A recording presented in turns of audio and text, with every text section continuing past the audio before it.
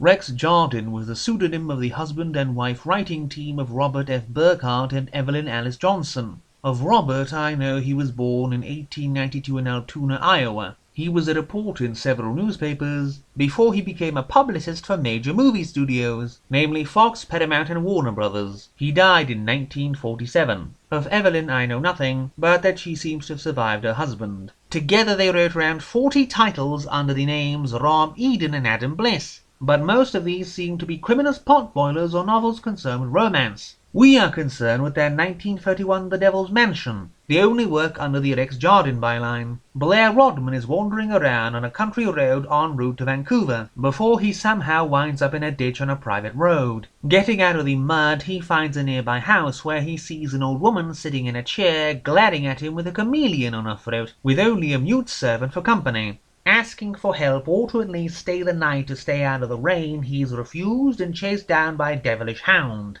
Getting back to his car, he makes it to the town of Boisevain, and learns the old woman was Morel Boisevain. Her father, old Simeon Boisevain, had left her a vast amount of money, but she still ran away from him for 20 years. When she came back, she shut herself up in her house and had not let anyone come see her since. But just as Rodman is arranging to have his car pulled out at a local garage, a young girl by the name of Janet Lord shows up, in answer to Morel Boisevain's ad in the paper looking for a companion. Rodman escorts her part of the way, before getting his card out, both obviously interested in the other, but we are going to pretend they aren't for a good 100 pages, I guess. When Janet arrives, she is menaced by the dog Raja, and then is led to her bare room with no furniture, and after she sleeps she finds out someone was in her things and cut the glass out of her hand mirror, as in all the mirrors in the house. The next morning she says she wishes to go, but Miss Boisevain says she can't leave as the dog will never let her. And Raja is on her heels all day, nearly springing at her whenever she makes the slightest move. Then she thinks she sees a face in a high window, despite there not supposed to have been anyone else in the house but her, Miss Boisevain, and Nita the servant. And she knows for a fact there is someone else beside Miss Boisevain who is Raja's master.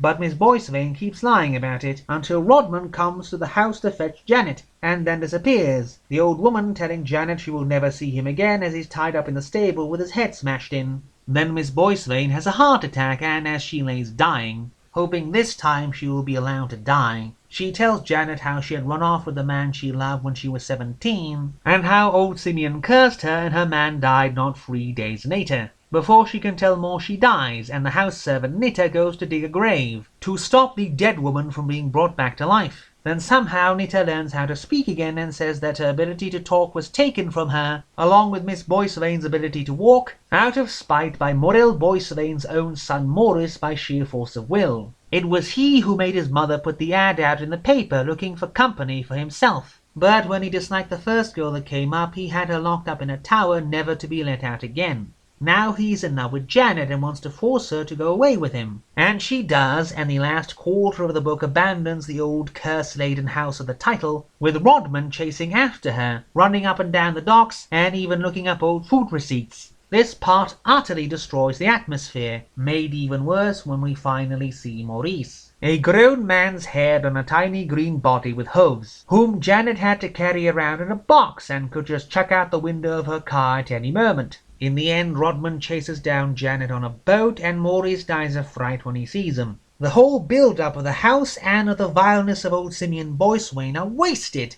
and that's a real shame due to how very, very good the first 3 quarters of the book were.